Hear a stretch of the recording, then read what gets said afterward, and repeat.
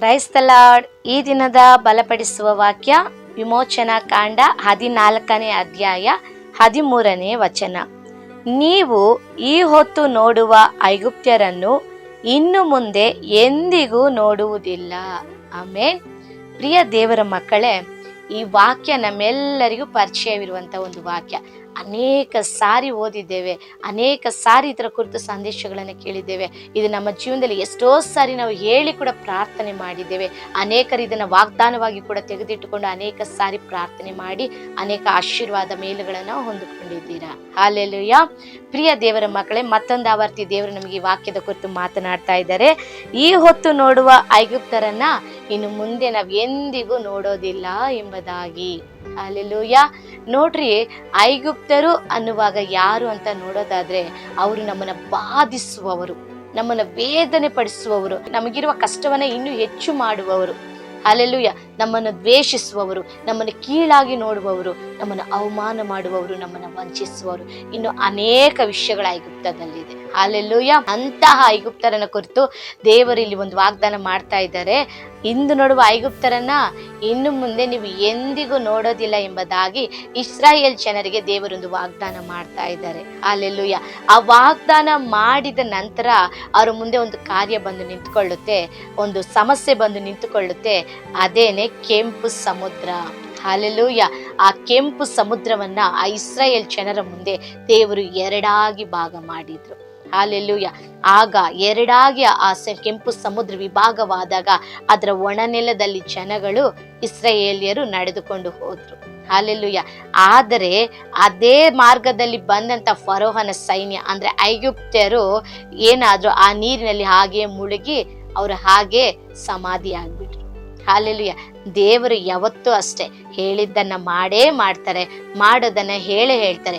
ಅವರು ವಾಗ್ದಾನ ಮಾಡಿದಂತೆನೆ ಅವರು ಮುಂದೆ ತೋರ್ಸಿದ್ರು. ಫರೋಹನ ಸೈನ್ಯವನ್ನ, ಐಗುಪ್ತದವ್ರನ್ನ ಹಾಗೆ ನೆಲಸಮ ಮಾಡಿಬಿಟ್ರು. ಹಲ್ಲೆಲೂಯಾ. ಅವ್ರ ಮುಂದೆ ಹಾದು ಹೋದಾಗ ಇನ್ನು ಎಲ್ಲಿ ಕೂಡ ಆ ವಾಗ್ದಾನದಂತೆ ಐಗುಪ್ತರನ್ನ ಅವ್ರು ಸಂಧಿಸ್ಲೇ ಇಲ್ಲ.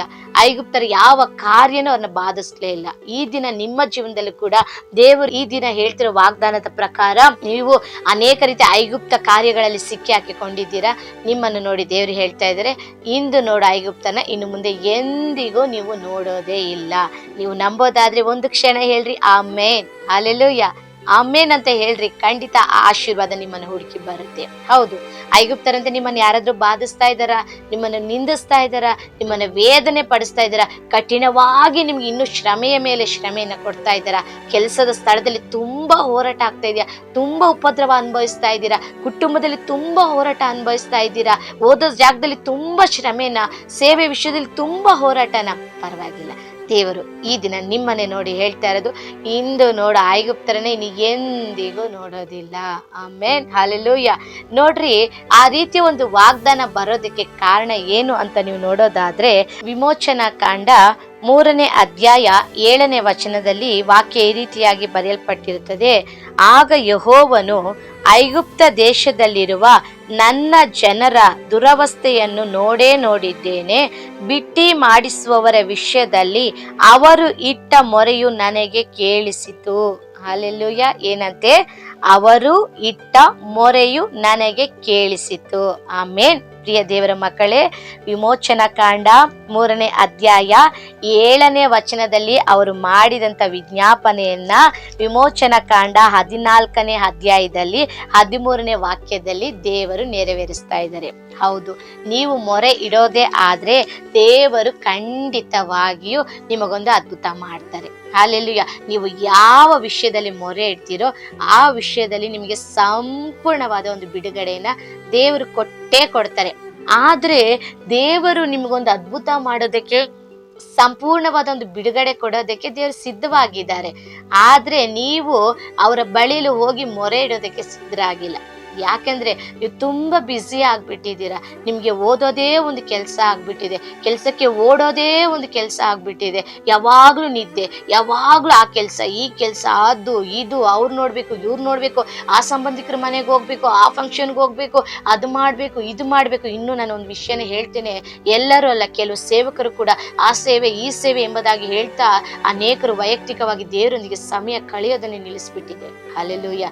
ಪ್ರಿಯ ದೇವರ ಮಕ್ಕಳೇ, ನೀವು ಆ ರೀತಿ ಓಡೋವರೆಗೂ ನಿಮಗೆ ಐಗುಪ್ತರ ಕಾಟ ಇದ್ದೇ ಇರುತ್ತೆ. ಅವ್ರು ನಿಮ್ಮನ್ನ ಬಾಧಿಸ್ತಾನೆ ಇರ್ತಾರೆ, ನಿಂದಿಸ್ತಾನೆ ಇರ್ತಾರೆ, ಕುಗ್ಗಿಸ್ತಾನೆ ಇರ್ತಾರೆ, ಇನ್ನು ನಿಮ್ಮ ಕಷ್ಟಕ್ಕೆ ಇನ್ನೂ ಹೆಚ್ಚಿನ ಕಷ್ಟವನ್ನ ಕೊಡ್ತಲೇ ಇರ್ತಾರೆ. ಹಾಲೆಲೂಯ. ನೀವು ಯಾವಾಗ ಇಸ್ರಾಯೇಲ್ಯರ ಹಾಗೆ ಅವರನ್ನು ನೋಡಿ ಮೊರೆ ಇಡಕ್ಕೆ ಪ್ರಾರಂಭಿಸ್ತಿರೋ ಆಗ ಆ ಐಗುಪ್ತರನ್ನ ಎಂದಿಗೂ ನೋಡದ ಹಾಗೆ ದೇವರು ನಿಮಗೊಂದು ಅದ್ಭುತವನ್ನ ಬಿಡುಗಡೆಯನ್ನ ಕೊಡ್ತಾರೆ. ಹಾಲೆಲೂಯ. ನೋಡ್ರಿ, ಅದೇ ರೀತಿಯಾಗಿ 2 ಅರಸುಗಳಲ್ಲಿ 6ನೇ ಅಧ್ಯಾಯದಲ್ಲಿ 14ನೇ ವಚನ ಈ ರೀತಿಯಾಗಿರ್ತದೆ. ದೇವರ ಮನುಷ್ಯನ ಸೇವಕನು ಬೆಳಿಗ್ಗೆ ಎದ್ದು ಹೊರಗೆ ಹೋದಾಗ ರಥಾಶ್ವ ಸಹಿತವಾದ ಮಹಾ ಸೈನ್ಯವು ಬಂದು ಪಟ್ಟಣದ ಸುತ್ತಲೂ ನಿಂತಿರುವುದನ್ನು ಕಂಡು ತನ್ನ ಯಜಮಾನನಿಗೆ, ಅಯ್ಯೋ ಸ್ವಾಮಿ, ಏನು ಮಾಡೋಣ ಎಂದನು. 16ನೇ ವಚನ. ಆಗ ಎಲೀಷನು ಅವನಿಗೆ, ಹೆದರಬೇಡ, ಅವರ ಕಡೆಯಲ್ಲಿ ಇರುವವರಿಗಿಂತಲೂ ನಮ್ಮ ಕಡೆಯಲ್ಲಿರುವವರು ಹೆಚ್ಚಾಗಿದ್ದಾರೆ ಎಂದು ಹೇಳಿ, ಯೆಹೋವನೇ, ಇವನು ನೋಡುವಂತೆ ಇವನ ಕಣ್ಣುಗಳನ್ನು ತೆರೆ ಎಂದು ಪ್ರಾರ್ಥಿಸಲು ಯೆಹೋವನು ಅವನ ಕಣ್ಣುಗಳನ್ನು ತೆರೆದರು. ಹಾಲೆಲೂಯ. 2 ಅರಸುಗಳು 6ನೇ ಅಧ್ಯಾಯ 15-16 ವಚನಗಳು. ಇಲ್ಲಿ ಒಂದು ಸಂಭವ ನೋಡೋದಾದ್ರೆ, ಎಲೀಷನ ಸೇವಕ ಒಂದು ಬಾರಿ ನಿದ್ರೆಯಿಂದ ಎದ್ದು ಮುಂಜಾನೆ ವೇಳೆಯಲ್ಲಿ ಹೊರಗೆ ಹೋಗಿ ನೋಡಿದಾಗ ಅಲ್ಲಿ ಇವರನ್ನ ಸಾಯಿಸುವುದಕ್ಕಾಗಿ ಇವರಿಗೆ ವಿರುದ್ಧವಾಗಿ ಒಂದು ಮಹಾ ಸೈನ್ಯವು ರಥಾಶ್ವ ಸಹಿತವಾಗಿ ಅಲ್ಲಿ ಬಂದಿರ್ತಿರತ್ತೆ. ಅಲ್ಲಿ ಅವನಾಗ ಓಡಿ ಹೋಗಿ ಹೇಳ್ತಾನೆ, ಅಯ್ಯೋ ಸ್ವಾಮಿ, ಏನು ಮಾಡೋಣ ಎಂಬುದಾಗಿ ಆ ರೀತಿ ಗಾಬರಿಂದ ಹೋಗಿ ಎಲೀಷನ ಬಳಿ ಹೇಳ್ತಾನೆ. ಆಗ ಎಲೀಷನ 16ನೇ ವಚನದಲ್ಲಿ ಅವನಿಗಾಗಿ ಪ್ರಾರ್ಥನೆ ಮಾಡಿ ಒಂದು ಮಾತನ್ನು ಹೇಳ್ತಾರೆ, ಅವರ ಕಡೆಯಲ್ಲಿರುವವರಿಗಿಂತಲೂ ನಮ್ಮೊಂದಿಗಿರುವ ಆತನು ಹೆಚ್ಚಿನವನಾಗಿದ್ದಾನೆ. ಹಾಲೆಲೂಯ. ಇವತ್ತು ಕೂಡ ನೀವು ಈ ವಾಕ್ಯವನ್ನು ಧ್ಯಾನಿಸುವಾಗ ಒಂದು ವಿಷಯ ಹೇಳ್ರಿ, ನಿಮ್ಮ ಸಮಸ್ಯೆಗಳಿಗಿಂತ ಯೇಸು ದೊಡ್ಡವರು. ನಾನು ಪ್ರತಿ ಬಾರಿ ಹೇಳ್ತೇನೆ, ನನ್ನ ಸಮಸ್ಯೆನ ನಾನು ಅಧಿಕವಾಗಿ ನನ್ನ ಯೇಸುವಿಗೆ ಹೇಳೋದಿಲ್ಲ. ಸಮಸ್ಯೆಗೆ ಹೇಳ್ತೇನೆ, ಸಾಲವೇ ನನ್ನ ಯೇಸು ದೊಡ್ಡವರು, ರೋಗವೇ ನನ್ನ ಯೇಸು ದೊಡ್ಡವರು, ಭಯವೇ ನನ್ನ ಯೇಸು ದೊಡ್ಡವರು, ಚಿಂತೆಯೇ ನನ್ನ ಯೇಸು ದೊಡ್ಡವರು. ಹಾಲೆಲೂಯ. ಅದು ಎಂಥ ಕಾರ್ಯ ಆಗಿರಲಿ, ಆ ಸಮಸ್ಯೆಗೆ ಮೊದಲು ನಾನು ಹೇಳ್ಬಿಡ್ತೇನೆ, ನಿನಗಿಂತ ನನ್ನ ಯೇಸು ದೊಡ್ಡವರು ಎಂಬುದಾಗಿ. ನೀವು ಕೂಡ ಆ ರೀತಿ ಹೇಳ್ರಿ.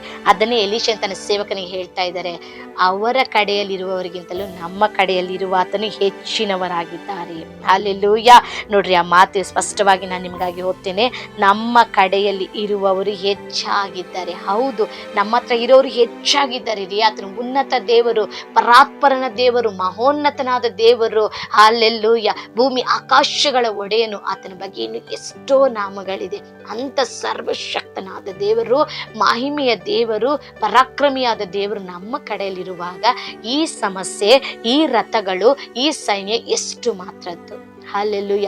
ಆದರೆ ಅಲ್ಲಿ ಅವನ ಕಣ್ಣುಗಳು ತೆರೆಯುವುದಕ್ಕೆ, ಆ ಸಮಸ್ಯೆ ಕಡಿಮೆಯಾಗಿ ಕಾಣುವುದಕ್ಕೆ ಎಲೀಷನು ಪ್ರಾರ್ಥನೆ ಮಾಡಿದರೆಂಬುದಾಗಿ ಅದೇ 2 ಅರಸು 6:16 ಬರೆಯಲ್ಪಟ್ಟಿದೆ. ಎಲೀಷನು ಪ್ರಾರ್ಥನೆ ಮಾಡಿದಾಗ ಅವನ ಕಣ್ಣು ತೆರೆಯಲ್ಪಟ್ಟಿತು. ಆ ಸಮಸ್ಯೆ ಅವನಿಗೆ ಚಿಕ್ಕದಾಗಿ ಕಾಣಿಸಲ್ಪಡ್ತು. ದೇವರು ದೊಡ್ಡವರು ಎಂಬುದನ್ನು ಅವನಿಗೆ ತಿಳಿಸಿಕೊಡ್ತು. ಹಾಲೆಲೂಯ. ಅದರ ನಂತರ ಅವನಿಗೆ ಸಮಸ್ಯೆ ಕಾಣಲಿಲ್ಲ, ಅಲ್ಲಿರುವ ವೈರಿಗಳು ಕಾಣಿಸ್ಲಿಲ್ಲ, ರಥಗಳು ಕಾಣಿಸ್ಲಿಲ್ಲ, ಅಲ್ಲಿರುವ ಯಾರು ಕೂಡ ಅವರಿಗೆ ಕಾಣಿಸ್ಲೇ ಇಲ್ಲ. ಹಾಲೆಲೂಯ. ಆ ದಿನ ಇಸ್ರಾಯೇಲ್ ಜನರು ಮೊರೆ ಇಟ್ಟಾಗ ಅವರಿಗೆ ಐಗುಪ್ತದವರೇ ಕಾಣಿಸ್ದ ಹಾಗೆ ದೇವರೊಂದು ಅದ್ಭುತ ಮಾಡಿದ್ರು. ಅದೇ ರೀತಿಯಾಗಿ ಎಲೀಷನು ಪ್ರಾರ್ಥನೆ ಮಾಡಿದಾಗ ಅವನ ಸೇವಕನಿಗೆ ಅಲ್ಲಿರುವ ಸಮಸ್ಯೆ ಕಾಣದ ಹಾಗೆ ದೇವರ ಮಹಿಮೆ ಕಾಣುವಂತೆ ದೇವರು ಕೃಪೆ ಮಾಡಿದ್ರು. ಹಾಲೆಲೂಯ. ಪ್ರಿಯ ದೇವರ ಮಕ್ಕಳೇ, ನೀವು ಕೂಡ ನಿಮ್ಮ ಸಮಸ್ಯೆನ ಯಾವಾಗಲೂ ದೇವರಿಗೆ ಹೇಳ್ರಿ, ಅವ್ರ ಹತ್ರ ಮೊರೆ ಇಡ್ರಿ, ಅವ್ರ ಹತ್ರ ಪ್ರಾರ್ಥನೆ ಮಾಡ್ರಿ. ಎಷ್ಟೇ ಬ್ಯುಸಿ ಶೆಡ್ಯೂಲ್ ಇದ್ರೂ ಪರವಾಗಿಲ್ಲ, ಸ್ವಲ್ಪ ಸಮಯ ಮಾಡಿಕೊಂಡು ಫಸ್ಟ್ ಅದನ್ನ ಏಸಪ್ಪಗೆ ಹೇಳ್ರಿ. ಫಸ್ಟ್ ಯೇಸುವಿಗೆ ಹೇಳ್ರಿ, ಏಸಪ್ಪ, ಈ ರೀತಿ ಒಂದು ಪರಿಸ್ಥಿತಿ ಇದೆಯಪ್ಪ, ನನ್ನ ಕೋರ್ಟಲ್ಲಿ ಕೇಸ್ ಈ ರೀತಿ ಇದೆಯಪ್ಪ, ದಯವಿಟ್ಟು ನನಗೆ ಆ ಕೋರ್ಟ್ ವಿಷಯದಲ್ಲಿ ಒಂದು ಜಯ ಕೊಡ್ರಿ.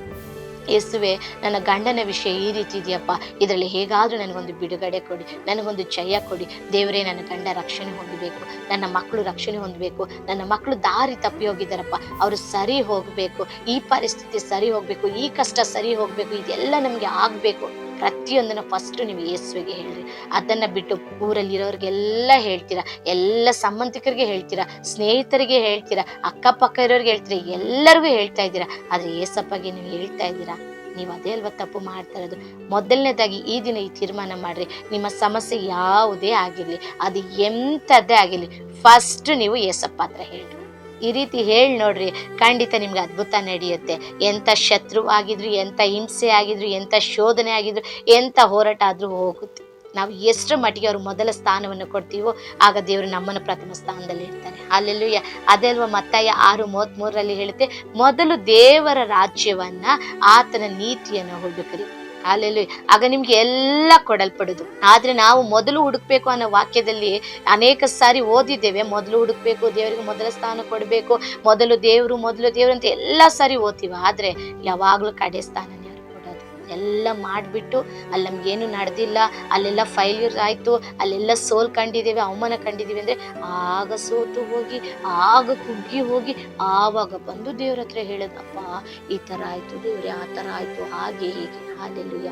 ಅವ್ರೊಂದು ಮಾತು ಕೇಳ್ತಾರೆ ಸತ್ಯವೇದದಲ್ಲಿ, ನಾನು ತಂದೆಯಾಗಿರೋದೇ ಆದ್ರೆ ನನಗೆ ಸಲ್ಲಬೇಕಾದ ಘನವೆಲ್ಲಿ, ನನಗೆ ಸಲ್ಲಬೇಕಾದ ಗೌರವ ಎಲ್ಲಿ ಎಂಬುದಾಗಿ ಅವ್ರು ಕೇಳ್ತಾ ಇದ್ದಾರೆ. ಅವ್ರು ನಿಮ್ಮ ಜೀವನದಲ್ಲಿ ಒಂದು ತಂದೆಯಾಗಿರೋದೇ ಆದ್ರೆ ಅವ್ರಿಗೆ ಕೊಡಬೇಕಾದ ಗೌರವನ ಫಸ್ಟ್ ಹೇಳ್ರಿ.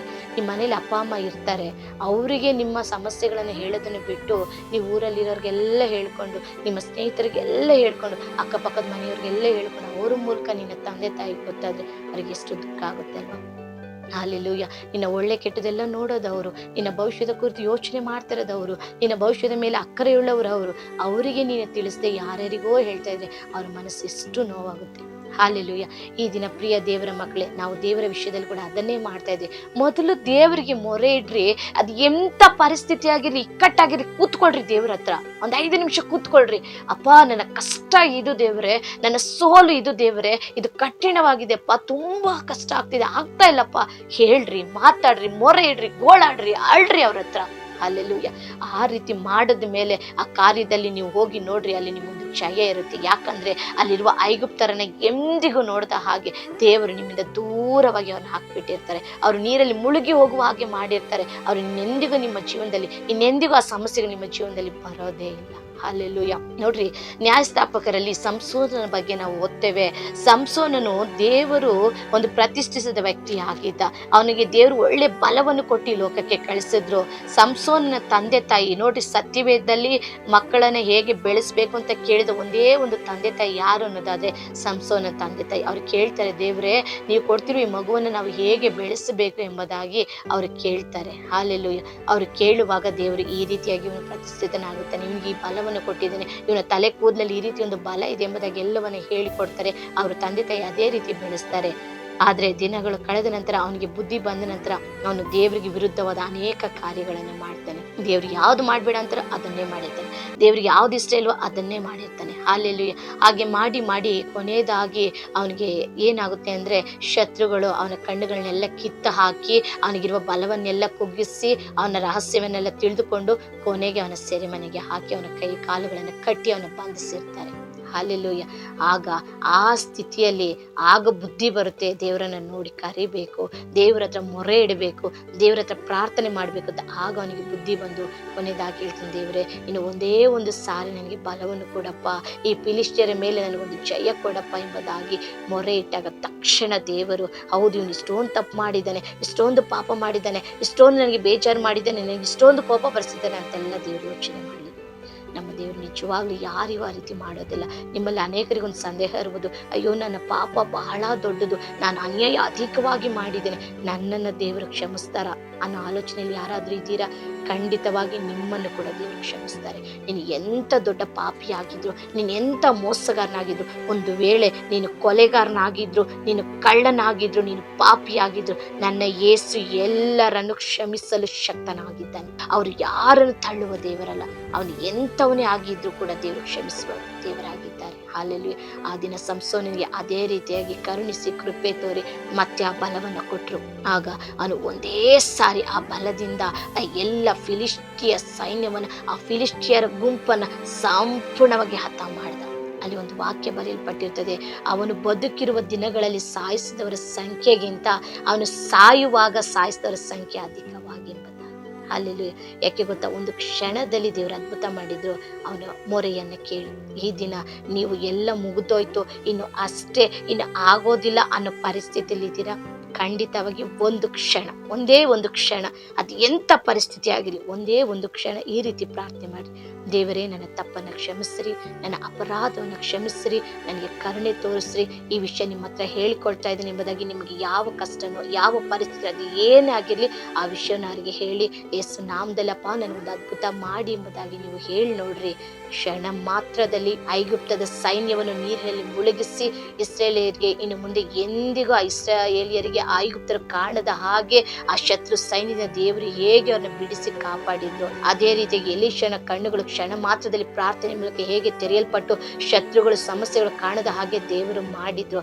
ಸಂಸೋನನಿಗೆ ಹೇಗೆ ಕ್ಷಣ ಮಾತ್ರದಲ್ಲಿ ದೇವರು ಎಲ್ಲ ಶತ್ರು ಸೈನ್ಯವನ್ನು ಸಾಯಿಸೋ ಬಲವನ್ನು ಕೊಟ್ಟರು, ಕ್ಷಣ ಮಾತ್ರದಲ್ಲಿ ಹೇಗೆ ಅವನ ಪ್ರಾರ್ಥನೆ ದೇವರು ಕೇಳಿದ್ರು, ಅದೇ ರೀತಿಯಾಗಿ ನಿನಗೂ ಒಂದು ಅದ್ಭುತವನ್ನ ಮಾಡ್ತಾರೆ. ಇನ್ನು ಅಷ್ಟೇ ಮುಗಿದೋಯ್ತು ಅಂತ ನೀನ್ ಅಂದ್ಕೊಂಡಿದ್ಯಾ, ಆದ್ರೆ ದೇವರಿಗೆ ಎಲ್ಲವೂ ಸಾಧ್ಯ. ಒಂದು ಕ್ಷಣ ನಾವು ಅವಸರ ಪಡಬೇಡ್ರಿ, ಆತರ ಪಡಬೇಡ್ರಿ, ಹಾಗೆ ಮಾಡ್ಕೊಬಿಡ್ಬೇಕು, ಹೀಗೆ ಮಾಡ್ಕೊಡ್ಬೇಕು, ಅದು ಮಾಡ್ಬೇಕು, ಬೇಡ, ಆ ರೀತಿ ಮಾಡಬೇಡ್ರಿ.